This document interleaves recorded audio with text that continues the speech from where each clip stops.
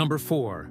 A bear's fur can be a different color depending on where it's from. For example, the Gobi bear has brown fur, while the Syrian bear has black fur. Number 5. Baby bears are called cubs. They stay with their mother for about 2 years. Number 6. Bears hibernate in the winter. They do this to conserve energy when food is scarce. Number 7. Bears are omnivores. This means that they eat both plants and animals. Their diet consists of berries, nuts, fish, insects, small mammals, and even garbage.